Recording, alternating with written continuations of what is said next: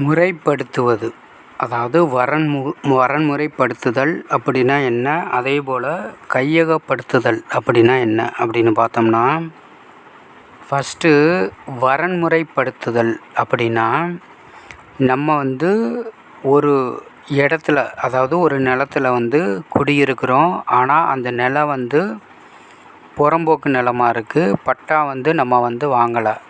அந்த மாதிரி சூழ்நிலைகளில் அரசாங்கம் அந்த நிலத்தை நம்மக்கிட்டே ஒப்படைச்சி அதுக்கு பட்டா தருது அப்படின்னா இதுக்கு பேர் தான் வரன்முறைப்படுத்துதல், அதாவது முறைப்படுத்துவது. ஆங்கிலத்தில் இதை என்ன சொல்லலாம் அப்படின்னா ரெகுலரைஸ் அப்படின்னு சொல்லலாம்.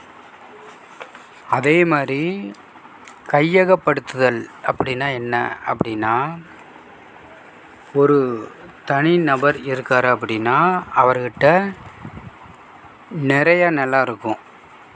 அப்போ அந்த தனிநபர்கிட்ட இருக்கிற அந்த அதிகப்படியான நிலத்தை அரசாங்கமானது அவரோட ஒப்புதலின் பேரில் கையகப்படுத்தி ஏழைகளுக்கு வழங்கும். இதைத்தான் கையகப்படுத்துதல் அப்படின்னு சொல்கிறோம். அதாவது முறைப்படுத்துதல் அப்படின்னா நம்ம புறம்போக்கு நிலத்தில் இருக்கோம். நமக்கு அரசாங்கமானது நிலத்தை நம்மக்கிட்டே ஒப்படைச்சி, அதாவது அந்த புறம்போக்கு நிலத்தை நம்மக்கிட்டே ஒப்படைச்சி பட்டா தருது அப்படின்னா அதுதான் வரன்முறைப்படுத்துதல், அதாவது முறைப்படுத்துதல் அப்படின்னு அர்த்தம்.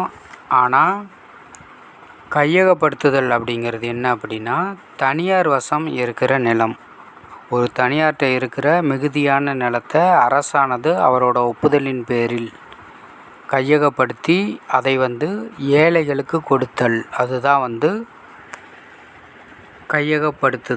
கையகப்படுத்துவது அப்படின்னு சொல்கிறோம்.